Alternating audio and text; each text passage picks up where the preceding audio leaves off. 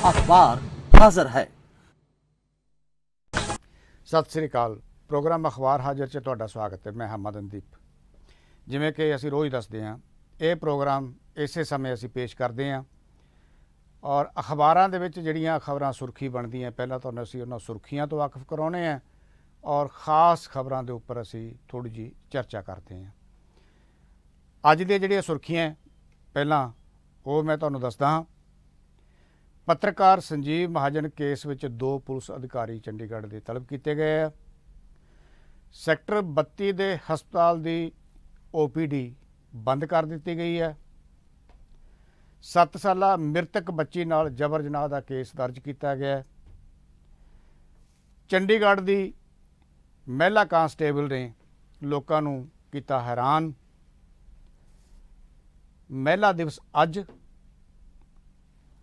ਸੁਮੇਧ ਸੈਣੀ ਤੇ ਉਮਰਾ ਨੰਗਲ ਫਰੀਦਕੋਟ ਦੀ ਅਦਾਲਤ ਵਿੱਚ ਪੇਸ਼। ਇਹ ਮੁੱਖ ਖਬਰਾਂ।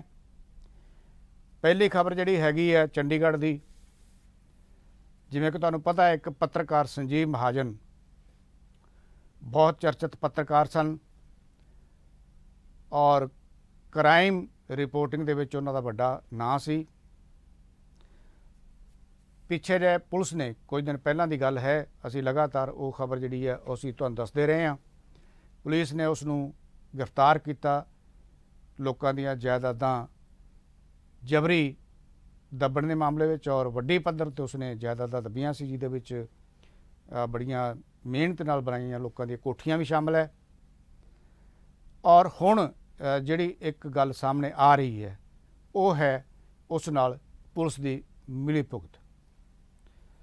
ਪੁਲਿਸ ਨੇ ਜਿਹੜੀ ਕਿ ਇਹਦੇ ਵਿੱਚ ਜਾਂਚ ਕਰ ਰਹੀ ਹੈ, ਉਸਨੇ ਚੰਡੀਗੜ੍ਹ ਦੇ ਇੱਕ DSP ਰਾਮ ਗੋਪਾਲ ਅਤੇ ਇੰਸਪੈਕਟਰ ਰਾਜਦੀਪ ਕੋਲੋਂ ਪੁੱਛਗਿੱਛ ਲਈ ਉਹਨੂੰ ਸਮਨ ਕੀਤਾ ਹੈ। ਦੱਸਿਆ ਜਾਂਦਾ ਹੈ ਕਿ ਇਹਨਾਂ ਪੁਲਿਸ ਅਧਿਕਾਰੀਆਂ ਦੇ ਉੱਤੇ ਸ਼ੱਕ ਹੈ ਕਿ ਇਹਨਾਂ ਨੇ ਸੰਜੀਵ ਮਹਾਜਨ ਦੀ ਇਸ ਜਿਹੜੀ ਉਸਨੇ ਲੋਕਾਂ ਨਾਲ ਠੱਗੀ ਕੀਤੀ ਹੈ ਵੱਡੇ ਪੱਧਰ 'ਤੇ, ਬੜੀ ਵੱਡੀ ਠੱਗੀ, ਕੋਈ ਛੋਟੀ ਠੱਗੀ ਨਹੀਂ ਹੈ। ਜਦੋਂ ਲੋਕਾਂ ਦੇ ਸਾਹਮਣੇ ਖਬਰ ਆਈ, ਸਨਸਨੀ ਫੈਲ ਗਈ ਔਰ ਇਹਦੇ ਵਿੱਚ ਕੁਝ ਪੁਲਿਸ ਅਧਿਕਾਰੀਆਂ ਨੇ ਵੀ ਉਹਦਾ ਸਾਥ ਦਿੱਤਾ।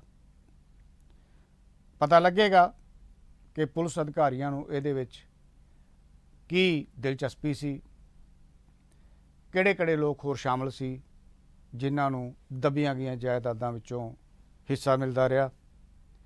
ਇਹ ਕੇਸ ਹਾਲੇ ਛਾਣਬੀਨ ਇਹਦੀ ਹੋ ਰਹੀ ਹੈ, ਅਦਾਲਤ ਵਿੱਚ ਵੀ ਜਾਣਾ ਹੈ, ਹਾਲੇ ਬਹੁਤ ਸਾਰੇ ਹੋਰ ਖੁਲਾਸਿਆਂ ਦੀ ਉਮੀਦ ਵੀ ਹੈ। ਵਧਦੇ ਹਾਂ ਅਸੀਂ ਦੂਜੀ ਖਬਰ ਵੱਲ। ਦੂਜੀ ਖਬਰ ਸਾਡੇ ਹੀ ਚੈਨਲ ਦੇ ਉੱਤੇ ਬ੍ਰੇਕ ਹੋਈ ਸੀ। ਇੱਕ 7 ਸਾਲਾ ਬੱਚੀ ਦੀ ਗੁੰਮਸ਼ੁਦਗੀ ਦੀ ਰਿਪੋਰਟ ਦਾ ਮਾਮਲਾ ਸਾਹਮਣੇ ਆਇਆ ਸੀ। ਬੀਤੇ ਸ਼ਨੀਵਾਰ, ਜਿਹੜਾ ਪਰਸੋਂ ਸ਼ਨੀਵਾਰ ਗਿਆ ਹੈ, ਪੁਲਿਸ ਇਸ ਬੱਚੀ ਨੂੰ ਲੱਭ ਰਹੀ ਸੀ ਤੇ ਪੁਲਿਸ ਨੂੰ ਉਸ ਬੱਚੀ ਦੀ ਲਾਸ਼ ਬਰਾਮਦ ਹੋਈ ਔਰ ਪਤਾ ਲੱਗਿਆ ਕਿ ਇਸ ਬੱਚੀ ਦੇ ਨਾਲ ਜਬਰ ਜਨਾਹ ਤੋਂ ਬਾਅਦ ਉਸ ਦਾ ਕਤਲ ਕੀਤਾ ਗਿਆ ਔਰ ਪੁਲਿਸ ਇੱਕ 12 ਸਾਲ ਦੇ ਮੁੰਡੇ ਦੀ ਭਾਲ ਕਰ ਰਹੀ ਹੈ। ਉਹ ਲੋੜੀਂਦਾ ਹੈ ਇਸ ਕੇਸ ਵਿੱਚ ਔਰ ਇਹ ਦੱਸਿਆ ਜਾ ਰਿਹਾ ਹੈ ਕਿ ਇਹ ਬੱਚੀ ਜਿਹਦੀ ਲਾਸ਼ ਮਿਲੀ ਹੈ, ਇਹ ਉਹਦੇ ਸਾਈਕਲ 'ਤੇ ਸਵਾਰ ਹੋਈ ਦੇਖੀ ਗਈ ਸੀ ਔਰ ਪੁਲਿਸ ਇਸ ਕੇਸ ਵਿੱਚ ਜਦੋਂ ਜ਼ਿੰਮੇਵਾਰ 12 ਸਾਲ ਬੱਚੇ ਨੂੰ ਗ੍ਰਿਫਤਾਰ ਕਰੇਗੀ ਤਾਂ ਮਾਮਲਾ ਹੋਰ ਵੀ ਸਪਸ਼ਟ ਹੋਵੇਗਾ। ਵਧਦੇ ਹਾਂ ਅਗਲੀ ਖਬਰ ਵੱਲ। ਅਗਲੀ ਖਬਰ ਜਿਹੜੀ ਹੈ ਉਹ ਹੈ ਸੈਕਟਰ 32 ਦੇ ਹਸਪਤਾਲ ਦੀ OPD ਬੰਦ ਕਰ ਦਿੱਤੀ ਗਈ ਹੈ, ਕਿਉਂਕਿ ਚੰਡੀਗੜ੍ਹ ਦੇ ਵਿੱਚ ਕਰੋਨਾ ਦੇ ਮਰੀਜ਼ ਕਾਫੀ ਵਧੇ ਹੈ ਔਰ ਕਰੋਨਾ ਦੇ ਵਧਦੇ ਮਰੀਜ਼ਾਂ ਦੇ ਮੱਦੇਨਜ਼ਰ ਇਹ OPD ਬੰਦ ਕੀਤੀ ਗਈ ਹੈ। ਹੁਣ ਪਹਿਲਾਂ ਕਿਉਂਕਿ ਰਜਿਸਟ੍ਰੇਸ਼ਨ ਆਨਲਾਈਨ ਵੀ ਹੁੰਦੀ ਸੀ ਇਸ ਹਸਪਤਾਲ ਦੇ ਲਈ, ਹੁਣ ਮਰੀਜ਼ ਆਨਲਾਈਨ ਵੀ ਆਪਣੇ ਰਜਿਸਟ੍ਰੇਸ਼ਨ ਨਹੀਂ ਕਰਵਾ ਸਕਣਗੇ ਕਿਉਂਕਿ ਡਾਕਟਰ ਅੱਜ ਕੱਲ੍ਹ ਮਰੀਜ਼ ਨਹੀਂ ਦੇਖ ਰਹੇ, ਕਿਉਂਕਿ 32 ਦਾ ਜਿਹੜਾ ਹਸਪਤਾਲ ਹੈ ਇਹ ਕਾਫੀ ਇੱਥੇ OPD ਦੇ ਵਿੱਚ ਭੀੜ ਹੋ ਜਾਂਦੀ ਹੈ ਔਰ ਅਹਤਿਆਤਨ OPD ਬੰਦ ਕੀਤੀ ਗਈ ਹੈ। ਔਰ ਅਗਲੀ ਖਬਰ ਜਿਹੜੀ ਹੈ ਉਹ ਇਹ ਹੈ ਕਿ ਚੰਡੀਗੜ੍ਹ ਦੀ ਇੱਕ ਮਹਿਲਾ ਕਾਂਸਟੇਬਲ ਜਿਹੜੀ ਸੀ ਉਹ ਚਰਚਾ ਵਿੱਚ ਆਈ ਸੀ। ਇੱਕ ਛੋਟੇ ਜਿਹੇ ਬੱਚੇ ਨੂੰ, ਆਪਣੇ ਹੀ ਬੱਚੇ ਨੂੰ ਗੋਦ ਵਿੱਚ ਲੈ ਕੇ ਟ੍ਰੈਫਿਕ ਨੂੰ ਕੰਟਰੋਲ ਕਰ ਰਹੀ ਸੀ ਸੜਕ ਤੇ, ਚੌਂਕ 'ਚ ਆ ਕੇ, ਔਰ ਲੋਕਾਂ ਨੇ ਜਦੋਂ ਉਸ ਨੂੰ ਆਪਣੇ ਬੱਚੇ ਨਾਲ ਟ੍ਰੈਫਿਕ ਕੰਟਰੋਲ ਕਰਦਿਆਂ ਦੇਖਿਆ ਤਾਂ ਲੋਕਾਂ ਦੇ ਲਈ ਇਹ ਗੱਲ ਬਹੁਤ ਦਿਲਚਸਪ ਸੀ, ਕਿਉਂਕਿ ਪ੍ਰਦੂਸ਼ਣ ਦੇ ਵਿੱਚ, ਟ੍ਰੈਫਿਕ ਦੇ ਵਿੱਚ ਇੱਕ ਬੱਚੇ ਨੂੰ ਚੁੱਕ ਕੇ ਕਿਸੇ ਕਾਂਸਟੇਬਲ ਦਾ, ਮਾਂ ਕਾਂਸਟੇਬਲ ਦਾ ਇਸ ਤਰ੍ਹਾਂ ਟ੍ਰੈਫਿਕ ਨੂੰ ਕੰਟਰੋਲ ਕਰਨਾ, ਇਹ ਬਹੁਤ ਲੋਕਾਂ ਦੀ ਦਿਲਚਸਪੀ ਵਾਲੀ ਖਬਰ ਸੀ। ਔਰ ਜਦੋਂ ਇਹ ਵੀਡੀਓ ਸਾਹਮਣੇ ਆਇਆ ਤਾਂ ਪੁਲਿਸ ਨੇ ਇਸ ਦੀ ਜਾਂਚ ਦਾ ਫੈਸਲਾ ਕੀਤਾ। ਇਹ ਦੱਸਿਆ ਗਿਆ ਇਹਦੇ ਵਿੱਚ ਜਿਹੜਾ ਨਵਾਂ ਖੁਲਾਸਾ ਹੋਇਆ ਕਿ ਇਹ ਜਿਹੜੀ ਕਾਂਸਟੇਬਲ ਹੈ, ਇੱਕ ਦਿਨ ਡਿਊਟੀ ਤੋਂ ਲੇਟ ਆਈ ਤਾਂ ਇਹਦੇ ਗੈਰ ਹਾਜ਼ਰੀ ਮਾਰਕ ਕਰ ਦਿੱਤੀ ਗਈ, ਔਰ ਉਸ ਤੋਂ ਬਾਅਦ ਜਿਹੜਾ ਹੈ ਇਸ ਦੇ ਦੇਰੀ ਨਾਲ ਆਉਣ ਦੇ ਕਾਰਨਾਂ ਬਾਰੇ ਵੀ ਪੁਲਿਸ ਵੱਲੋਂ ਪੜਤਾਲ ਕੀਤੀ ਜਾ ਰਹੀ ਹੈ। ਅਗਲੀ ਜਿਹੜੀ ਖਬਰ ਹੈ ਪੰਜਾਬ ਨਾਲ ਸੰਬੰਧਿਤ ਹੈ। ਖਬਰ ਇਹ ਹੈ ਕਿ ਸੁਮੇਧ ਸੈਣੀ ਤੇ ਉਮਰਾ ਨੰਗਲ, ਪਰਮਜੀਤ ਸਿੰਘ ਉਮਰਾ ਨੰਗਲ IG, ਅੱਜ ਫਰੀਦਕੋਟ ਦੀ ਅਦਾਲਤ ਵਿੱਚ ਪੇਸ਼ ਹੋਏ ਨੇ। ਇਹਦੇ ਵਿੱਚ ਦਿਲਚਸਪ ਗੱਲ ਇਹ ਹੈ ਕਿ ਫਰੀਦਕੋਟ ਦੀ ਅਦਾਲਤ ਵਿੱਚ ਪੇਸ਼ ਹੋਣ ਤੋਂ ਪਹਿਲਾਂ ਦੋਨਾਂ ਪੁਲਿਸ ਅਧਿਕਾਰੀਆਂ ਨੇ ਪੇਸ਼ਗੀ ਜ਼ਮਾਨਤ ਮੰਗੀ ਸੀ, ਲੇਕਿਨ ਫਰੀਦਕੋਟ ਦੀ ਅਦਾਲਤ ਨੇ ਪੇਸ਼ਗੀ ਜ਼ਮਾਨਤ ਦੇਣ ਤੋਂ ਨਾ ਕਰ ਦਿੱਤੀ ਸੀ। ਉਸ ਤੋਂ ਬਾਅਦ ਦੋਨਾਂ ਅਧਿਕਾਰੀਆਂ ਨੇ ਹਾਈ ਕੋਰਟ ਦਾ ਦਰਵਾਜ਼ਾ ਖੜਕਾਇਆ ਸੀ, ਜਿੱਥੋਂ ਉਹਨਾਂ ਨੂੰ ਪੇਸ਼ਗੀ ਜ਼ਮਾਨਤ ਮਿਲੀ ਸੀ, ਔਰ ਬਹਿਬਲ ਕਲਾਂ ਗੋਲੀकांड 'ਚ ਫਰੀਦਕੋਟ ਦੀ ਅਦਾਲਤ ਵਿੱਚ ਅੱਜ ਉਹਨਾਂ ਨੇ ਪੇਸ਼ ਹੋਣਾ ਸੀ। ਫਰੀਦਕੋਟ ਦੀ ਅਦਾਲਤ ਨੇ ਅੱਜ ਉਹਨਾਂ ਨੂੰ 1 ਲੱਖ ਰੁਪਏ ਦੇ ਜ਼ਮਾਨਤੀ ਮੁਚਲਕੇ ਤੇ ਜ਼ਮਾਨਤ ਦਿੱਤੀ ਹੈ, ਔਰ ਅਗਲੀ ਜਿਹੜੀ ਸੁਣਵਾਈ ਹੈ ਉਹ 9 ਮਾਰਚ ਤੇ ਪਾ ਦਿੱਤੀ ਹੈ। ਯਾਦ ਰਹੇ ਕਿ ਬੇਅਦਬੀ ਦੇ ਕੇਸਾਂ ਵਿੱਚ ਸੁਮੇਧ ਸੈਣੀ ਅਦਾਲਤਾਂ ਦੇ ਚੱਕਰ ਕੱਟ ਰਹੇ ਆ, ਔਰ ਲੰਬੇ ਸਮੇਂ ਤੋਂ ਯਤਨ ਕਰ ਰਹੇ ਸੀ ਕਿ ਉਹਨਾਂ ਨੂੰ ਜ਼ਮਾਨਤ ਮਿਲ ਜਾਏ, ਪੇਸ਼ਗੀ ਜ਼ਮਾਨਤ ਮਿਲ ਜਾਏ। ਕਈ ਤਰ੍ਹਾਂ ਦੇ ਕਿਆਸ ਲਾਏ ਜਾ ਰਹੇ ਸੀ। ਇਹ ਵੀ ਕਿਆਸ ਲਾਇਆ ਜਾ ਰਿਹਾ ਸੀ ਕਿ ਸੁਮੇਧ ਸੈਣੀ ਗ੍ਰਿਫਤਾਰ ਕਰ ਲਏ ਜਾਣਗੇ ਔਰ ਉਹਨਾਂ ਨੂੰ ਜ਼ਮਾਨਤ ਨਹੀਂ ਮਿਲੇਗੀ, ਪਰ ਅਖੀਰ ਉਹ ਹਾਈ ਕੋਰਟ ਤੋਂ ਜ਼ਮਾਨਤ ਲੈਣ ਵਿੱਚ ਸਫਲ ਰਹੇ ਆ, ਔਰ ਜਦੋਂ ਫਰੀਦਕੋਟ ਦੀ ਅਦਾਲਤ ਨੇ ਜ਼ਮਾਨਤ ਦੇਣ ਤੋਂ ਨਾ ਕਰ ਦਿੱਤੀ ਤਾਂ ਲੋਕਾਂ ਦੀ ਇੱਕ ਵਾਰ ਫਿਰ ਜਿਹੜੀ ਹੈ ਇਸ ਕੇਸ ਵਿੱਚ ਦਿਲਚਸਪੀ ਦੇਖੀ ਗਈ, ਔਰ ਜਦੋਂ ਫਰੀਦਕੋਟ ਦੀ ਅਦਾਲਤ ਨੇ ਨਾ ਕੀਤੀ ਤਾਂ ਇੱਕ ਵਾਰ ਫਿਰ ਉਹਨਾਂ ਨੇ ਜਿਹੜਾ ਹੈਗਾ ਉੱਪਰਲੀ ਅਦਾਲਤ ਦਾ ਦਰਵਾਜ਼ਾ ਖੜਕਾਇਆ, ਜਿੱਥੋਂ ਉਹਨਾਂ ਨੂੰ ਫਿਰ ਜ਼ਮਾਨਤ ਮਿਲ ਗਈ। ਔਰ ਅੱਜ ਇੱਕ ਵਾਰ ਫਿਰ ਫਰੀਦਕੋਟ ਦੀ ਅਦਾਲਤ ਨੇ, ਕਿਉਂਕਿ ਉੱਪਰਲੀ ਅਦਾਲਤ ਤੋਂ ਜ਼ਮਾਨਤ ਮਿਲੀ ਹੋਈ ਸੀ, ਇਸ ਕਰਕੇ ਇੱਕ ਮੁਚਲਕਾ ਜਿਹੜਾ ਹੈ ਜ਼ਮਾਨਤੀ ਉਹਨਾਂ ਤੋਂ ਲੈ ਕੇ 1 ਲੱਖ ਰੁਪਏ ਦਾ, ਦੋਨੋਂ ਅਧਿਕਾਰੀਆਂ ਤੋਂ 1 ਲੱਖ ਰੁਪਏ ਦਾ ਮੁਚਲਕਾ ਲੈ ਕੇ ਉਹਨਾਂ ਨੂੰ ਜ਼ਮਾਨਤ ਦੇ ਦਿੱਤੀ। ਔਰ ਜਿਵੇਂ ਕਿ ਅਸੀਂ ਪਹਿਲਾਂ ਵੀ ਗੱਲ ਕਰਦੇ ਆਉਣੇ ਆ, ਜਿਹੜਾ ਬੇਅਦਬੀਆਂ ਦਾ ਮਾਮਲਾ ਸੀ ਉਹਦੇ ਵਿੱਚ ਜਦੋਂ ਅਕਾਲੀ ਦਲ ਤੇ ਭਾਰਤੀ ਜਨਤਾ ਪਾਰਟੀ ਦੀ ਸਰਕਾਰ ਸੀ, ਉਹਨਾਂ ਦਿਨਾਂ ਦੇ ਦੌਰਾਨ ਇਹ ਮਾਮਲੇ ਸਾਹਮਣੇ ਆਏ ਸੀ, ਔਰ ਬਹਿਬਲ ਕਲਾਂ ਜਿੱਥੇ ਕਿ ਜਿਹੜੇ ਗੁਰੂ ਦੇ ਸਿੱਖ ਹੈ ਉਹ ਇਨਸਾਫ ਮੰਗਣ ਵਾਸਤੇ ਉੱਥੇ ਧਰਨੇ ਮੁਜ਼ਾਹਰੇ ਕਰ ਰਹੇ ਸੀ, ਔਰ ਉਹਨਾਂ ਸਮਿਆਂ ਦੇ ਦੌਰਾਨ ਉਹਨਾਂ ਉੱਤੇ ਨਿਹੱਥਿਆਂ ਦੇ ਉੱਪਰ ਗੋਲੀ ਚਲਾਈ ਗਈ ਸੀ, ਜਿਹਦੇ ਵਿੱਚ 2 ਸਿੰਘ ਸ਼ਹੀਦ ਹੋ ਗਏ ਸਨ। ਔਰ ਉਦੋਂ Sumedh Saini director general of police ਸਨ ਪੰਜਾਬ ਦੇ, ਤੇ ਪਰਮਜੀਤ ਸਿੰਘ ਉਮਰਾ ਨੰਗਲ IG ਸਨ ਉਸੇ ਰੇਂਜ ਦੇ, ਔਰ ਇਹ ਇਸ ਕੇਸ ਦੇ ਵਿੱਚ ਨਾਮਜ਼ਦ ਕੀਤੇ ਗਏ ਅਧਿਕਾਰੀ, ਬਾਕੀ ਅਧਿਕਾਰੀਆਂ ਦੇ ਨਾਲ ਇਹਨਾਂ 2 ਅਧਿਕਾਰੀਆਂ ਦਾ ਨਾਂ ਸੀ, ਔਰ ਇਹਦੇ ਵਿੱਚ ਇਹ ਦੋਨੋਂ ਅਧਿਕਾਰੀ ਹੀ ਚਰਚਿਤ ਰਹੇ ਹੈ, ਹੁਣ ਤੱਕ ਚਰਚਿਤ ਹਨ, ਔਰ ਕਈ ਤਰ੍ਹਾਂ ਦੇ ਵਿਚਾਰ ਆਉਂਦੇ ਰਹੇ।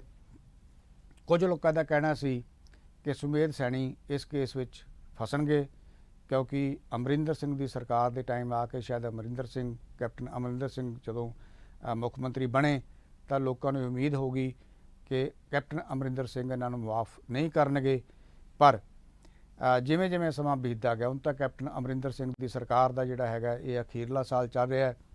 ਅਕਤੂਬਰ ਨਵੰਬਰ 'ਚ ਚੋਣਾਂ ਦਾ ਐਲਾਨ ਹੋ ਜਾਣਾ ਆ, ਔਰ ਹਾਲੇ ਤੱਕ ਇਸ ਕੇਸ ਦੇ ਵਿੱਚ ਕੁਝ ਲੋਕ ਜਿਹੜੇ ਹੈਗੇ ਆ ਉਹ ਗ੍ਰਿਫਤਾਰ ਕੀਤੇ ਗਏ ਆ, ਪਰ ਜਿਹੜੀਆਂ ਵੱਡੀਆਂ ਗ੍ਰਿਫਤਾਰੀਆਂ ਦਾ ਜਿਹੜਾ ਲੋਕਾਂ ਨੂੰ ਜਿਹੜੀ ਉਮੀਦ ਸੀ, ਜਿਹਦੇ ਵਿੱਚ ਇਹ ਵੀ ਕਿਹਾ ਜਾ ਰਿਹਾ ਸੀ ਜਿਵੇਂ ਕਿ ਕਾਂਗਰਸ ਸਰਕਾਰ ਦੇ ਅੰਦਰੋਂ ਆਵਾਜ਼ਾਂ ਉੱਠ ਰਹੀਆਂ ਸੀ ਕਿ ਮੁੱਖ ਮੰਤਰੀ ਜਦੋਂ ਉਸ ਸਮੇਂ ਦੇ ਮੁੱਖ ਮੰਤਰੀ ਜਿਹੜੇ ਸੀ ਬਾਦਲ ਸਾਹਿਬ, ਵੱਡੇ ਬਾਦਲ ਸਾਹਿਬ ਪ੍ਰਕਾਸ਼ ਸਿੰਘ ਬਾਦਲ, ਔਰ ਉਹਨਾਂ ਦੇ ਸਪੁੱਤਰ ਡਿਪਟੀ ਮੁੱਖ ਮੰਤਰੀ ਸੁਖਬੀਰ ਸਿੰਘ ਬਾਦਲ ਦੇ ਉੱਤੇ ਖਾਸ ਕਰਕੇ ਉਹਨਾਂ ਦੇ ਉੱਤੇ ਕਾਰਵਾਈ ਹੋਵੇਗੀ। ਕੈਪਟਨ ਅਮਰਿੰਦਰ ਸਿੰਘ ਦੀ ਸਰਕਾਰ ਦੇ ਵਿੱਚ ਜਿਹੜੇ ਆ ਬੜੇ ਜ਼ਿੰਮੇਵਾਰ ਜਿਹੜੇ ਮੰਤਰੀ ਪਦ 'ਤੇ ਬੈਠੇ ਆ, ਉਹਨਾਂ ਨੇ ਵੀ ਕਿਹਾ ਸੀ ਕਿ ਅਸੀਂ ਇਹਨਾਂ ਦੋਨੋਂ ਪਿਓ ਪੁੱਤਰਾਂ ਨੂੰ ਨਹੀਂ ਬਖਸ਼ਾਂਗੇ। ਔਰ ਇੱਥੋਂ ਤੱਕ ਕਿ ਬਹੁਤ ਸਾਰੀਆਂ ਅੰਦਰੋਂ ਆਵਾਜ਼ਾਂ ਉੱਠਣ ਲੱਗ ਗਈਆਂ ਔਰ ਲੋਕਾਂ ਦੇ ਵਿੱਚ ਇੱਕ ਉਮੀਦ ਜਗਾ ਦਿੱਤੀ ਗਈ ਕਿ ਹੁਣ ਇਹਦੇ ਵਿੱਚ ਬਾਦਲ ਪਰਿਵਾਰ ਫਸੇਗਾ। ਪਰ ਜਦੋਂ ਵੱਡੇ ਮੁੱਖ ਮੰਤਰੀ ਵੱਡੇ ਬਾਦਲ ਸਾਹਿਬ ਨੇ ਜਦੋਂ ਮੁੱਖ ਮੰਤਰੀ ਨਹੀਂ ਰਹੇ, ਕੈਪਟਨ ਅਮਰਿੰਦਰ ਸਿੰਘ ਦੀ ਸਰਕਾਰ ਆ ਗਈ, ਤਾਂ ਵੱਡੇ ਬਾਦਲ ਸਾਹਿਬ ਨੇ ਉਦੋਂ ਚੁਣੌਤੀ ਦਿੱਤੀ ਸੀ ਕਿ ਮੈਨੂੰ ਕਰੋ ਗ੍ਰਿਫਤਾਰ ਜੇ ਮੈਂ ਇਹਦੇ ਵਿੱਚ ਜ਼ਿੰਮੇਵਾਰ ਹੈਗਾ ਤਾਂ। ਪਰ ਉਹਨਾਂ ਨੂੰ ਕਿਸੇ ਨੇ ਗ੍ਰਿਫਤਾਰ ਨਹੀਂ ਕੀਤਾ ਸੀ। ਉਹਨਾਂ 'ਤੇ ਕੋਈ, ਹਾਲਾਂਕਿ ਇਹ ਸੀ ਉਹਨਾਂ ਤੋਂ ਪੁੱਛਗਿੱਛ ਜ਼ਰੂਰ ਹੋਈ ਸੀ, ਪਰ ਹਾਲੇ ਤੱਕ ਉਹਨਾਂ ਦੇ ਉੱਪਰ ਇਸ ਕੇਸ ਨੂੰ ਲੈ ਕੇ ਜਿਹੜਾ ਹੈਗਾ ਕੋਈ ਕਾਰਵਾਈ ਨਹੀਂ ਕੀਤੀ ਗਈ। ਜਦ ਕਿ ਕੁਝ ਪੁਲਿਸ ਅਧਿਕਾਰੀ ਇਸ ਕੇਸ ਦੇ ਵਿੱਚ ਅਰੈਸਟ ਵੀ ਹੋਏ ਆ, ਗ੍ਰਿਫਤਾਰ ਵੀ ਹੋਏ ਆ। ਔਰ ਦੂਜੀ ਵੱਡੀ ਦਿਲਚਸਪੀ ਸੀ ਉਦੋਂ ਦੇ ਜਿਹੜੇ DGP ਸਨ ਸੁਮੇਧ ਸੈਣੀ, ਉਹਨਾਂ ਦੇ ਉੱਪਰ ਕਾਰਵਾਈ ਕਰਨ ਦੀ ਦਿਲਚਸਪੀ ਲੋਕਾਂ 'ਚ ਬਣੀ ਹੋਈ ਸੀ ਕਿ ਇਹਦੇ ਉੱਪਰ ਕਾਰਵਾਈ ਹੋਵੇਗੀ। ਪਰ ਹੌਲੀ ਹੌਲੀ ਕਰਦੇ ਜਿਵੇਂ ਜਿਵੇਂ ਸਮਾਂ ਬੀਤਦਾ ਗਿਆ, ਸੁਮੇਧ ਸੈਣੀ ਨੂੰ ਲੈ ਕੇ ਵੀ ਲੋਕਾਂ ਦੀ ਜਿਹੜੀ ਚਰਚਾ ਆ ਉਹ ਨਾਰਾਜ਼ਗੀ ਵਿੱਚ ਤੇ ਨਿਰਾਸ਼ਾ ਵਿੱਚ ਬਦਲ ਗਈ। ਕਿਉਂਕਿ ਤੁਸੀਂ ਜਿਵੇਂ ਤੁਹਾਨੂੰ ਹੁਣ ਮੈਂ ਦੱਸਿਆ ਹੀ ਹੈ ਕਿ ਉਹਨਾਂ ਨੂੰ ਪੇਸ਼ਗੀ ਜ਼ਮਾਨਤ ਮਿਲ ਚੁੱਕੀ ਹੈ ਔਰ ਫਰੀਦਕੋਟ ਦੇ ਵਿੱਚ ਵੀ ਉਹ ਪੇਸ਼ ਹੋ ਚੁੱਕੇ ਹੈ। 9 ਮਾਰਚ ਨੂੰ ਫਿਰ ਪੇਸ਼ ਹੋਣਾ ਹੈ। ਹਾਲੇ ਅਦਾਲਤੀ ਕਾਰਵਾਈ ਚੱਲ ਰਹੀ ਹੈ ਔਰ ਅੱਗੇ ਜਾ ਕੇ ਸੁਮੇਧ ਸੈਣੀ ਨੂੰ ਇਸ ਕੇਸ ਦੇ ਵਿੱਚ ਸਜ਼ਾ ਮਿਲਦੀ ਹੈ ਜਾਂ ਨਹੀਂ ਮਿਲਦੀ, ਇਹ ਅਦਾਲਤ ਦੇ ਉੱਤੇ ਨਿਰਭਰ ਹੈ। ਅਦਾਲਤ ਦੇ ਉੱਤੇ ਨਿਰਭਰ ਹੈ, ਲੇਕਿਨ ਨਿਰਭਰ ਅਸਲ ਵਿੱਚ ਤਾਂ ਜਿਹੜੇ ਇਸ ਕੇਸ ਦੀ ਤਫਤੀਸ਼ ਕਰ ਰਹੇ ਜਿਹੜੀਆਂ ਟੀਮਾਂ ਪੁਲਿਸ ਦੀਆਂ, ਉਹਨਾਂ 'ਤੇ ਕਾਫੀ ਨਿਰਭਰ ਹੈ ਕਿ ਉਹਨਾਂ ਨੇ ਇਹ ਕੇਸ ਕਿਸ ਤਰ੍ਹਾਂ ਜਿਹੜਾ ਹੈਗਾ ਅਦਾਲਤ ਵਿੱਚ ਪੇਸ਼ ਕੀਤਾ ਆ ਔਰ ਸਜ਼ਾ ਦੇ ਯੋਗ ਕੇਸ ਬਣਿਆ ਹੈ ਜਾਂ ਨਹੀਂ ਬਣਿਆ ਹੈ। ਇਹ ਬਹੁਤ ਅੱਗੇ ਜਾ ਕੇ ਪਤਾ ਨਹੀਂ ਇਹਦਾ ਫੈਸਲਾ ਕਦੋਂ ਹੋਣਾ ਹੈ, ਨਹੀਂ ਹੋਣਾ, ਇਹ ਬਾਅਦ ਦੀਆਂ ਗੱਲਾਂ ਹੈ। ਮੈਂ ਇਸ ਕਰਕੇ ਕਹਿ ਰਿਹਾ ਕੇਸ ਦਾ ਫੈਸਲਾ ਹੋਣਾ ਹੈ, ਨਹੀਂ ਹੋਣਾ, ਕਿਉਂਕਿ ਜਿੰਨੇ ਵੀ ਇਸ ਤਰ੍ਹਾਂ ਦੇ ਬੇਦੋਸ਼ੀਆਂ ਨੂੰ ਮਾਰਨ ਦੇ, ਕਤਲ ਕਰਨ ਦੇ ਜਿਹੜੇ ਕੇਸ ਹੈ, ਉਹਨਾਂ ਦੇ ਵਿੱਚ ਹਾਲੇ ਤੱਕ ਜੇ ਅਸੀਂ ਗੱਲ ਕਰੀਏ ਦਿੱਲੀ ਸਿੱਖ ਕਤਲੇਆਮ ਦੀ ਗੱਲ ਕਰੀਏ ਤਾਂ ਉਹਦੇ ਵਿੱਚ ਵੀ ਜਿਵੇਂ ਤੁਹਾਨੂੰ ਪਤਾ ਹੀ ਹੈ ਵੀ ਜੋ ਕੁਝ ਹੋਇਆ ਹੈ, ਇੰਨੀ ਮੱਠੀ ਚਾਲ ਔਰ ਸਾਲਾਂ ਦੇ ਸਾਲ ਬੀਤਦੇ ਗਏ। ਇਸ ਤੋਂ ਪਹਿਲਾਂ ਵੀ ਬੇਅਦਬੀਆਂ ਦੇ ਕੇਸਾਂ ਵਿੱਚ ਬੇਦੋਸ਼ੇ ਸਿੱਖ ਮਾਰੇ ਗਏ ਸੀ, ਉਹ ਵੀ ਜਿਹੜੇ ਸਾਲਾਂ ਦੇ ਸਾਲ ਲੰਘ ਗਏ, ਉਹਨਾਂ ਦੇ ਵਿੱਚ ਵੀ ਹਾਲੇ ਤੱਕ ਕੋਈ ਇਸ ਤਰ੍ਹਾਂ ਦੀ ਕੋਈ ਵੱਡੀ ਸਜ਼ਾ ਦਾ ਮਾਮਲਾ ਸਾਹਮਣੇ ਨਹੀਂ ਆਇਆ। ਇਸ ਕਰਕੇ ਨਿਰਾਸ਼ਾ ਹੋਣੀ ਜਿਹੜੀ ਹੈ ਉਹ ਕੁਦਰਤੀ ਗੱਲ ਹੈ ਲੋਕਾਂ ਦੇ ਵਿੱਚ। ਇਸ ਕੇਸ ਦੇ ਵਿੱਚ ਵੀ ਹੌਲੀ ਹੌਲੀ ਕਰਕੇ ਲੋਕਾਂ ਦੇ ਵਿੱਚ ਨਿਰਾਸ਼ਾ ਦੇਖਣ ਨੂੰ ਮਿਲ ਰਹੀ ਹੈ।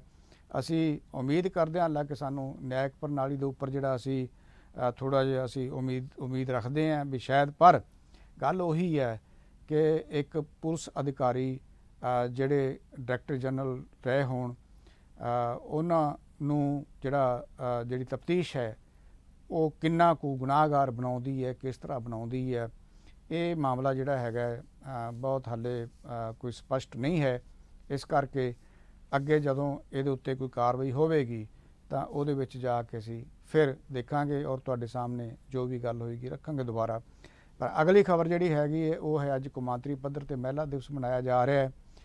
ਮਹਿਲਾ ਦਿਵਸ ਖਾਸ ਕਰਕੇ ਪੰਜਾਬ ਲਈ ਜਿਹੜਾ ਹੈਗਾ ਜਾਂ ਹਿੰਦੁਸਤਾਨ ਦੇ ਲਈ ਜਿਹੜਾ ਇਹਦਾ ਮਹੱਤਵ ਹੈ, ਮਹਿਲਾਵਾਂ ਦੇ ਸੰਘਰਸ਼ ਨੂੰ ਲੈ ਕੇ ਅਸੀਂ ਇਤਿਹਾਸ ਦੀ ਫੋਲਾਫਾਲੀ ਕਰਦੇ ਹਾਂ ਤਾਂ ਬਹੁਤ ਸਾਰੀਆਂ ਨਾਇਕਾਵਾਂ ਜਿਹੜੀਆਂ ਹੈਗੀਆਂ, ਜਿਹੜੀਆਂ ਨਾਇਕਾ ਹੋ ਕੇ ਉੱਭਰਦੀਆਂ, ਉਹਨਾਂ ਦੇ ਨਾਂ, ਉਹਨਾਂ ਦੀਆਂ ਤਸਵੀਰਾਂ ਔਰ ਉਹਨਾਂ ਦੇ ਜਿਹੜੇ ਚੇਤੇ ਜਿਹੜੇ ਕਿਤਾਬਾਂ ਦਾ ਹਿੱਸਾ ਬਣੇ ਹੋਏ ਆ ਜਿੱਥੋਂ ਅਸੀਂ ਪੜ੍ਹਦੇ ਹਾਂ, ਉਹ ਸਾਡੇ ਜ਼ਿਹਨ 'ਚ ਘੁੰਮ ਜਾਂਦੇ ਹੈ।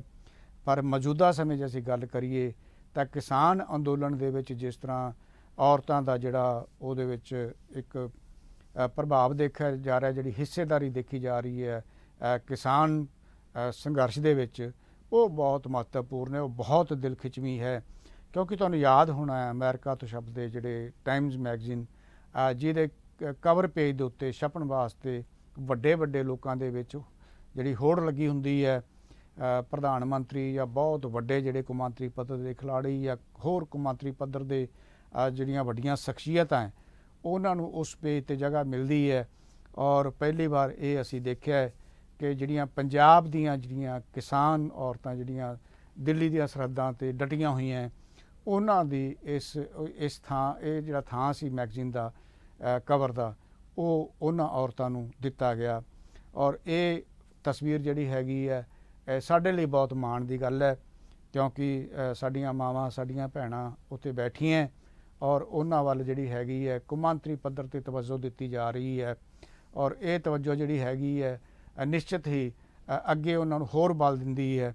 ਔਰ ਇਹ ਕੋਈ ਐ ਨਹੀਂ ਹੈ, ਤੁਸੀਂ ਦੇਖਿਆ ਹੈ ਕਿ ਕਿਸਾਨ ਔਰਤਾਂ ਜਿਹੜੀਆਂ ਉੱਥੇ ਬੈਠੀਆਂ, ਉਹਨਾਂ ਦੇ ਖਿਲਾਫ ਬਹੁਤ ਸਾਰਾ ਜਿਹੜਾ ਦੁਸ਼ਪ੍ਰਚਾਰ ਕਰਨ ਦਾ ਯਤਨ ਕੀਤਾ ਗਿਆ। ਇੱਥੋਂ ਤੱਕ ਕਿ ਫਿਲਮੀ ਐਕਟਰਸ ਵੱਲੋਂ ਜਿਹੜੇ ਹੈਗੇ ਉਹਨਾਂ ਦੇ ਖਿਲਾਫ ਬਿਆਨ ਦਿਵਾਏ ਗਏ। ਇਹ ਜਿਹੜਾ ਪ੍ਰਭਾਵ ਦੇਣ ਦਾ ਯਤਨ ਕੀਤਾ ਗਿਆ ਕਿ ਉਹ ਔਰਤਾਂ ਆਪਣੇ ਆਪ ਜਾ ਕੇ ਉੱਥੇ ਜਿਹੜਾ ਦਿਹਾੜੀ ਤੇ ਜਾ ਕੇ ਬਿਠਾਈਆਂ ਗਈਆਂ। ਉਹਨਾਂ ਨੂੰ ਇਹ ਸ਼ਾਇਦ ਪਤਾ ਨਹੀਂ ਸੀ ਕਿ ਇਹਨਾਂ ਬੀਬੀਆਂ ਦਾ ਇਤਿਹਾਸ ਕੀ ਹੈ। ਔਰ ਜਦੋਂ ਉਹਨਾਂ ਨੇ ਜਾ ਕੇ ਉੱਥੇ ਟਰੈਕਟਰ ਚਲਾ ਕੇ ਦਿਖਾਏ ਲੋਕਾਂ ਨੂੰ ਕਿ ਅਸੀਂ ਕਿਸਾਨ ਹੈਗੀਆਂ, ਆਪ ਕਿਸਾਨ, ਅਸੀਂ ਹੱਥੀਂ ਕੰਮ ਕਰਦੀਆਂ, ਕਿਉਂਕਿ ਜਿਹੜੀ ਹਿੱਸੇਦਾਰੀ ਹੈ ਖੇਤੀ ਦੇ ਵਿੱਚ ਔਰਤਾਂ ਦੀ, ਉਹ ਕਿਸੇ ਤੋਂ ਛੁਪੀ ਹੋਈ ਨਹੀਂ, ਬਹੁਤ ਵੱਡੀ ਹਿੱਸੇਦਾਰੀ ਹੈ। ਅਸੀਂ ਬਚਪਨ ਤੋਂ ਹੁਣ ਤੱਕ ਦੇਖਦੇ ਆਉਣੇ ਹੈ ਕਿ ਸਾਡੀਆਂ ਮਾਵਾਂ, ਸਾਡੀਆਂ ਭੈਣਾਂ ਖੇਤਾਂ ਦੇ ਵਿੱਚ ਕੰਮ ਕਰਦੀਆਂ ਔਰ ਉਹ ਬਕਾਇਦਾ ਮੋਢੇ ਨਾਲ ਮੋਢਾ ਲਾ ਕੇ ਕੰਮ ਕਰਦੀਆਂ। ਔਰ GDP ਦੀ, ਜਿਹੜੇ GDP ਦੇ ਵਿੱਚ, ਦੇਸ਼ ਦੀ GDP ਦੇ ਵਿੱਚ ਜਿਹੜੀ ਹਿੱਸੇਦਾਰੀ ਹੈ, ਜਿਹੜੀ ਖੇਤੀਬਾੜੀ ਦੀ ਹਿੱਸੇਦਾਰੀ ਹੈ, ਉਹ ਬਹੁਤ ਇੱਕ ਮਾਣ ਸਤਿਕਾਰ ਦਾ ਸਥਾਨ ਹਾਸਲ ਰੱਖਦੀ ਹੈ। ਪਰ ਸਰਕਾਰਾਂ ਨੇ ਜਿਸ ਤਰ੍ਹਾਂ ਦੀ ਬੇਰੁਖੀ ਰੱਖੀ ਹੈ ਔਰ ਹੌਲੀ ਹੌਲੀ ਕਰਕੇ ਸਰਕਾਰਾਂ ਨੇ ਜਿਸ ਤਰ੍ਹਾਂ ਖੇਤੀਬਾੜੀ ਨੂੰ ਤਬਾਹ ਕਰਨ ਦਾ ਯਤਨ ਕੀਤਾ ਆ, ਉਹਦੇ ਵਿੱਚ ਆ ਕੇ ਇੱਕ ਜਿਹੜਾ ਹੈ ਬਹੁਤ ਮਾੜਾ ਰੁਝਾਨ ਜਿਹੜਾ ਸਰਕਾਰਾਂ ਦਾ ਦੇਖਣ ਨੂੰ ਮਿਲਿਆ ਇਸ ਧੰਦੇ ਦੇ ਪ੍ਰਤੀ। ਔਰ ਕਿਉਂਕਿ ਔਰਤਾਂ ਖੁਦ ਜਿਹੜੀਆਂ ਉਹਨਾਂ ਨੇ ਇਹ ਖੇਤੀ ਕਿਉਂਕਿ ਜਿਹੜੀ ਹੈਗੀ ਆ ਉਹ ਜੀਵਨ ਰੇਖਾ ਹੈ, ਕਮ ਸੇ ਕਮ ਹਿੰਦੁਸਤਾਨ ਖੇਤੀਬਾੜੀ ਪ੍ਰਧਾਨ ਮੁਲਕ ਹੈ, ਪੰਜਾਬ ਖੇਤੀਬਾੜੀ ਪ੍ਰਧਾਨ ਸੂਬਾ ਹੈ।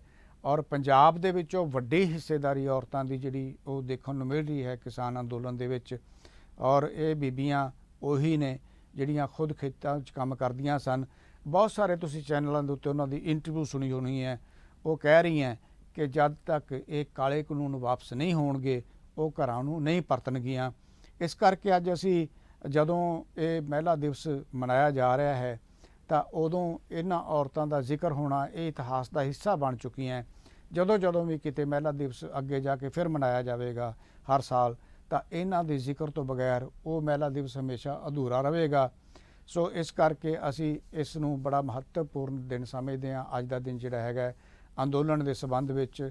ਇੱਕ ਖਬਰ ਹੋਰ ਹੈ ਜਿਹੜੀ ਪੰਜਾਬ ਨਾਲ ਸੰਬੰਧਿਤ ਹੈਗੀ ਹੈ।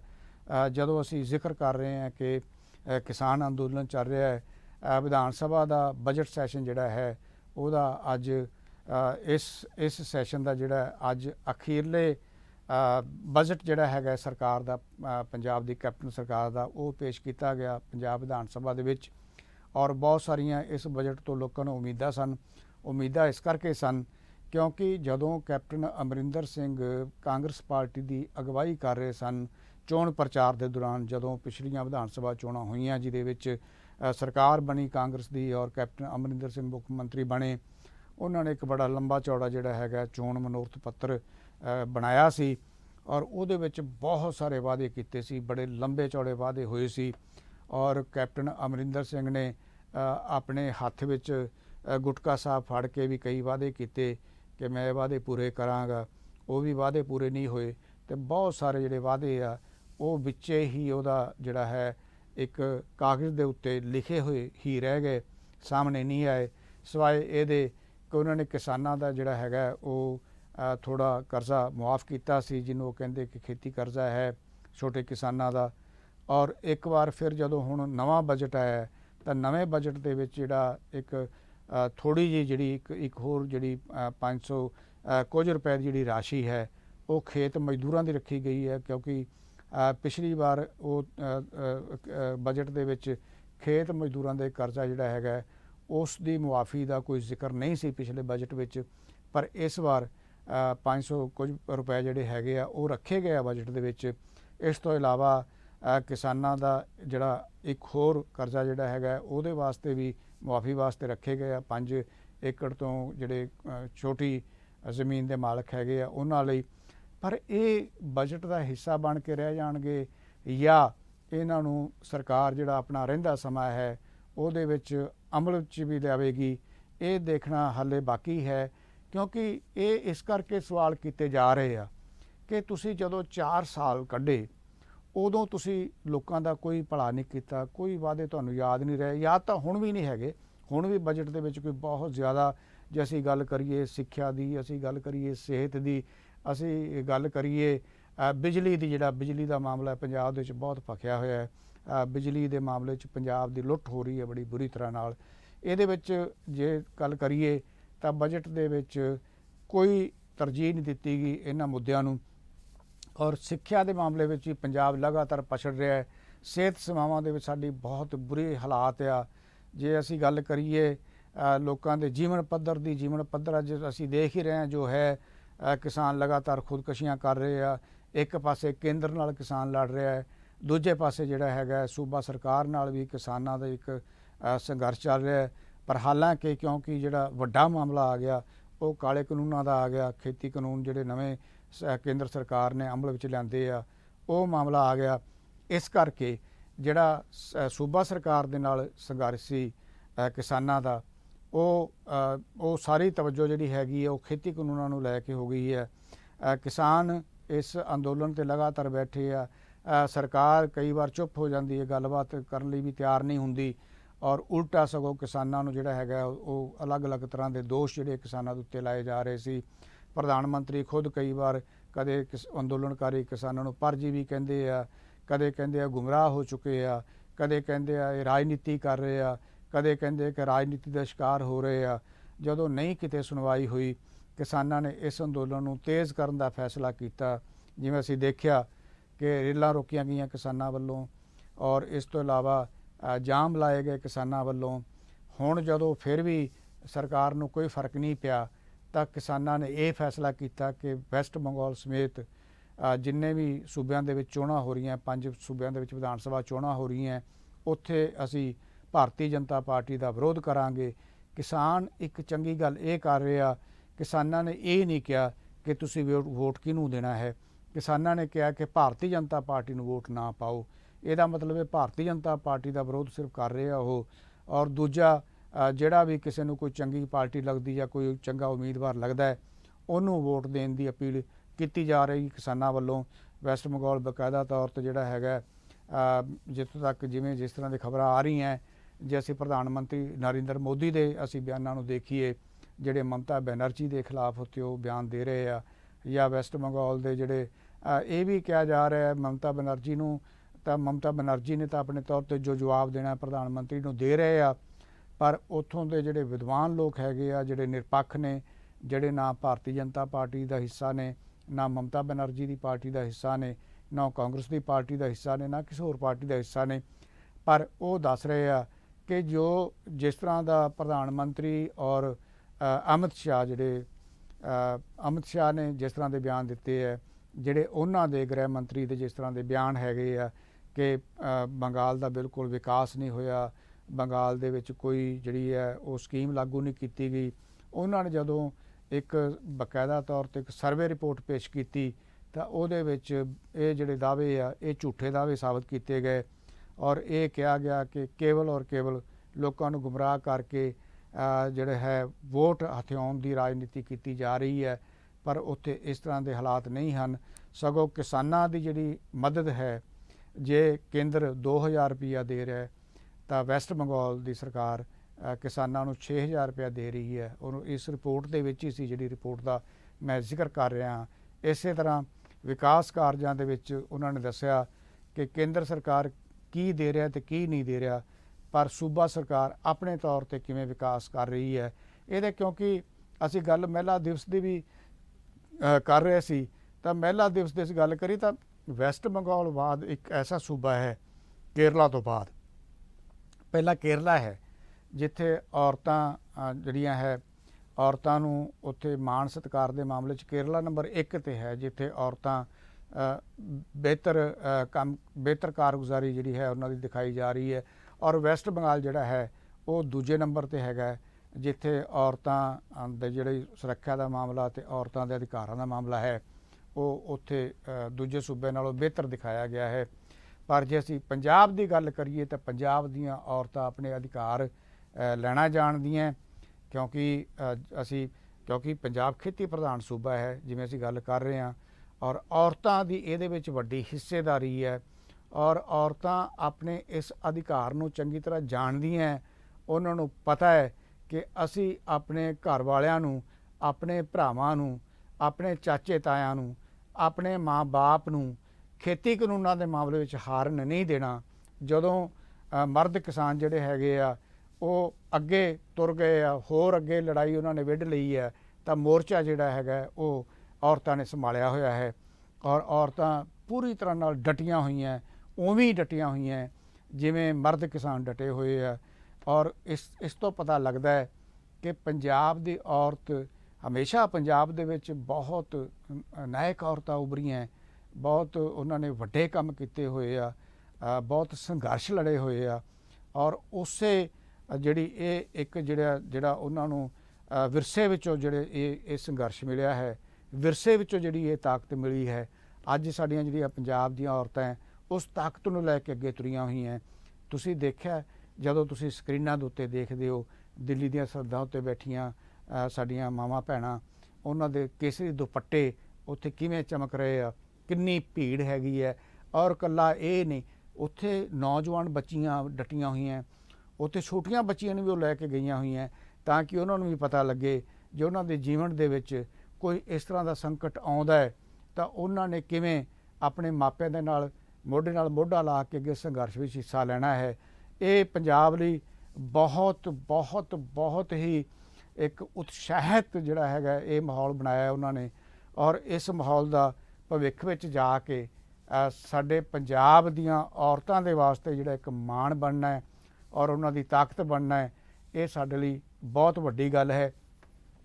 ਇਹ ਕੁਝ ਖਾਸ ਖਬਰਾਂ ਸਨ ਜਿਨ੍ਹਾਂ ਦੇ ਉੱਤੇ ਅਸੀਂ ਚਰਚਾ ਕੀਤੀ ਹੈ। ਅਸੀਂ ਭਵਿੱਖ 'ਤੇ ਵੀ ਇਸ ਤਰ੍ਹਾਂ ਦੇ ਸਾਡਾ ਜਿੰਨੇ ਵੀ ਅੱਗੇ ਜਾ ਕੇ ਪ੍ਰੋਗਰਾਮ ਹੋਣਗੇ, ਅਖਬਾਰ ਹਾਜ਼ਰ ਹੈ, ਉਹਦੇ ਵਿੱਚ ਅਸੀਂ ਖਾਸ ਖਬਰਾਂ ਦੇ ਉੱਤੇ ਹਮੇਸ਼ਾ ਚਰਚਾ ਕਰਦੇ ਰਹਾਂਗੇ। ਔਰ ਤੁਸੀਂ ਵੀ ਜੇ ਸਾਨੂੰ ਕੋਈ ਸੁਝਾਅ ਦੇਣਾ ਚਾਹੋ ਤਾਂ ਸਾਡੇ ਫ਼ੋਨ ਨੰਬਰ ਜਿਹੜੇ ਹੈ ਉਹ ਸਕਰੀਨ 'ਤੇ ਅਸੀਂ ਬਕਾਇਦਾ ਦਿੰਦੇ ਹਾਂ, ਔਰ ਸਾਡੇ ਸੰਪਰਕ ਜਿੰਨੇ ਵੀ ਹੈ ਉਹ ਸਕਰੀਨ 'ਤੇ ਚੱਲਦੇ ਰਹਿੰਦੇ ਹੈ। ਤੁਸੀਂ ਸਾਨੂੰ ਲਿਖ ਕੇ, ਔਰ ਸਾਡੇ ਸੋਸ਼ਲ ਮੀਡੀਆ ਦੇ ਉੱਤੇ ਵੀ ਇਹ ਪ੍ਰੋਗਰਾਮ ਜਿਹੜਾ ਇਹ ਲਾਈਵ ਤੁਸੀਂ ਦੇਖਦੇ ਹੋ, ਉਹਦੇ 'ਤੇ ਵੀ ਤੁਸੀਂ ਆ ਕੇ ਸਾਨੂੰ ਸੁਝਾਅ ਦੇ ਸਕਦੇ ਹੋ, ਸਾਨੂੰ ਇਹ ਦੱਸ ਸਕਦੇ ਹੋ ਕਿ ਅਸੀਂ ਇਸ ਪ੍ਰੋਗਰਾਮ ਨੂੰ ਹੋਰ ਕਿਵੇਂ ਬਿਹਤਰ ਬਣਾ ਸਕਦੇ ਹਾਂ। ਔਰ ਇਹ ਪ੍ਰੋਗਰਾਮ ਅਸੀਂ ਹਮੇਸ਼ਾ ਚਾਹਾਂਗੇ ਕਿ ਇਸ ਤੋਂ ਵੀ ਬਿਹਤਰ ਬਣੇ, ਔਰ ਤਾਂ ਹੀ ਬਿਹਤਰ ਸੰਭਵ ਹੋ ਸਕਦਾ ਹੈ ਜੇ ਤੁਸੀਂ ਇਹਦੇ ਵਿੱਚ ਸਾਨੂੰ ਸਹਿਯੋਗ ਦੇਵੋਗੇ ਔਰ ਦੱਸੋਗੇ ਕਿ ਸਾਨੂੰ ਕਿਸ ਤਰ੍ਹਾਂ ਦਾ ਇਹਦੇ ਵਿੱਚ ਹੋਰ ਕੁਝ ਕਰਨਾ ਚਾਹੀਦਾ ਹੈ, ਜਿਹਦੇ ਨਾਲ ਅਸੀਂ ਇਸ ਪ੍ਰੋਗਰਾਮ ਨੂੰ ਚੰਗਾ ਔਰ ਜਿਹੜਾ ਹੈਗਾ ਇੱਕ ਸਤਰ 'ਤੇ ਅਸੀਂ ਪੱਧਰ 'ਤੇ ਲੈ ਕੇ ਜਾਈਏ। ਅਸੀਂ ਇਹਦੇ ਵਿੱਚ ਚੰਡੀਗੜ੍ਹ ਦੀਆਂ ਜਿਹੜੀਆਂ ਖਬਰਾਂ, ਚੰਡੀਗੜ੍ਹ ਯੂਨੀਅਨ ਟੈਰੀਟਰੀ ਹੈ, ਪੰਜਾਬ ਦੀ ਰਾਜਧਾਨੀ ਹੈ, ਆਪਣੇ ਆਪ 'ਚ ਵੀ ਇੱਕ ਸਟੇਟ ਹੈ ਹਾਲੇ ਤੱਕ, ਔਰ ਇਹਦੀਆਂ ਖਬਰਾਂ ਜਿਹੜੀਆਂ ਹੈ ਉਹ ਬਹੁਤ ਮਹੱਤਵਪੂਰਨ ਹੈ। ਔਰ ਇਹ ਖਬਰਾਂ ਜਿਹੜੀਆਂ ਹੈਗੀਆਂ ਜਿਹੜੇ ਗਵਾਂਢੀ ਸੂਬੇ ਹੈ ਜਿਵੇਂ ਕਿ ਪੰਜਾਬ ਦਾ ਚੰਡੀਗੜ੍ਹ ਇੱਕ ਹਿੱਸਾ ਹੈ। ਪੰਜਾਬ ਦੇ ਜਿਹੜੇ ਸੈਕਟਰਾਂ ਦੀ ਸੀਰੀਜ਼ ਹੈ ਚੰਡੀਗੜ੍ਹ ਤੋਂ ਸ਼ੁਰੂ ਹੁੰਦੀ ਹੈ, ਮੋਹਾਲੀ ਤੱਕ ਜਾਂਦੀ ਹੈ, ਔਰ ਅਵਸ਼ ਤੌਰ 'ਤੇ ਚੰਡੀਗੜ੍ਹ ਜੋ ਕੁਝ ਵਾਪਰਦਾ ਹੈ ਉਹਦਾ ਪ੍ਰਭਾਵ ਅਸੀਂ ਪੰਜਾਬ 'ਤੇ ਵੀ ਦੇਖਦੇ ਹਾਂ। ਇਸ ਕਰਕੇ ਸਾਡੇ ਲਈ ਜਿੰਨਾ ਮਹੱਤਵਪੂਰਨ ਪੰਜਾਬ ਦੀਆਂ ਖਬਰਾਂ ਹੈ ਉਨਾ ਹੀ ਮਹੱਤਵਪੂਰਨ ਚੰਡੀਗੜ੍ਹ ਦੀਆਂ ਵੀ ਖਬਰਾਂ ਹੈ। ਇਹਦਾ ਇੱਕ ਕਾਰਨ ਹੋਰ ਵੀ ਹੈ ਕਿਉਂਕਿ ਚੰਡੀਗੜ੍ਹ ਸਾਨੂੰ ਕਦੇ ਵੀ ਪੰਜਾਬ ਤੋਂ ਵੱਖਰਾ ਨਹੀਂ ਨਜ਼ਰ ਆਇਆ। ਅਸੀਂ ਹਮੇਸ਼ਾ ਚੰਡੀਗੜ੍ਹ ਨੂੰ ਜਿਵੇਂ ਅਸੀਂ ਕਹਿੰਦੇ ਹਾਂ ਕਿ ਚੰਡੀਗੜ੍ਹ ਜਿਹੜਾ ਹੈਗਾ ਉਹ ਇੱਕ ਪੰਜਾਬ ਦਾ ਹੀ ਅੱਗੇ ਜਾ ਕੇ ਹਿੱਸਾ ਹੈ ਔਰ ਪੰਜਾਬ ਦਾ ਹੀ ਕਲਚਰ ਹੈ। ਤੁਸੀਂ ਵੀ ਸਾਨੂੰ ਦੱਸਿਆ ਕਰੋ ਅਸੀਂ ਕਿਹੜੀਆਂ ਖਬਰਾਂ ਦੇ ਸ਼ਾਮਲ ਕਰੀਏ, ਕਿਸ ਤਰ੍ਹਾਂ ਦੀਆਂ ਖਬਰਾਂ ਜਿਹੜੀਆਂ ਹੈਗੀਆਂ ਸਾਡੀਆਂ ਹੋਣੀਆਂ ਚਾਹੀਦੀਆਂ। ਔਰ ਇੱਕ ਜਿਹੜੀ ਗੱਲ ਮੈਂ ਹੋਰ ਕਹਿਣੀ ਚਾਹੁੰਦਾ ਹਾਂ, ਹਾਲਾਂਕਿ ਕਰੋਨਾ ਦੇ ਕੁਝ ਮਰੀਜ਼ ਵਧੇ ਹੈ, ਕਰੋਨਾ ਤੋਂ ਬਚਾਓ ਜਿਹੜਾ ਹੈ ਜ਼ਰੂਰੀ ਹੈ। 32 ਸੈਕਟਰ ਦੇ ਇੱਕ ਵਾਰ ਮੈਂ ਤੁਹਾਨੂੰ ਫਿਰ ਇਹ ਦੱਸਣਾ ਚਾਹੁੰਦਾ ਕਿ 32 ਸੈਕਟਰ ਦੇ ਵਿੱਚ ਜਿਹੜਾ ਵੀ ਸਾਡਾ ਇਹ ਪ੍ਰੋਗਰਾਮ ਦੇਖ ਰਿਹਾ ਹੈ 32 ਸੈਕਟਰ ਦੇ ਵਿੱਚ ਉਹ ਆਪਣੇ ਇਲਾਜ ਲਈ ਨਾ ਜਾਵੇ, ਕਿਉਂਕਿ 32 ਸੈਕਟਰ ਦੀ OPD ਬੰਦ ਕਰ ਦਿੱਤੀ ਗਈ ਹੈ। ਹਾਲਾਂਕਿ PGI ਦੀ OPD ਖੁੱਲ੍ਹੀ ਹੈ। ਇਸ ਤੋਂ ਇਲਾਵਾ ਸੈਕਟਰ 16 ਦੀ OPD ਹਾਲੇ ਖੁੱਲ੍ਹੀ ਹੈ।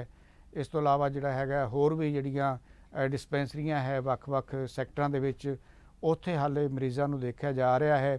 ਇਸੇ ਤਰ੍ਹਾਂ ਮੋਹਾਲੀ ਚੰਡੀਗੜ੍ਹ ਦੇ ਨੇੜੇ ਹੈ, ਉੱਥੇ ਵੀ ਮਰੀਜ਼ਾਂ ਨੂੰ ਦੇਖਿਆ ਜਾ ਰਿਹਾ ਹੈ। ਇਹ ਪ੍ਰੋਗਰਾਮ ਜਿਵੇਂ ਕਿ ਤੁਹਾਨੂੰ ਮੈਂ ਦੱਸਿਆ ਰੋਜ਼ ਇਸ ਮੌਕੇ ਪੇਸ਼ ਕੀਤਾ ਜਾਂਦਾ ਹੈ। ਅੱਜ ਸਮਾਂ ਸਮਾਪਤ ਹੋ ਰਿਹਾ ਹੈ ਔਰ ਸਾਨੂੰ ਆਪਣੀ ਰਾਏ ਜ਼ਰੂਰ ਦੇਣਾ। ਮੈਨੂੰ ਮਦਨਦੀਪ ਸਿੰਘ ਨੂੰ ਦਿਓ ਇਜਾਜ਼ਤ। ਸਤਿ ਸ੍ਰੀ ਅਕਾਲ। अखबार हाजिर है।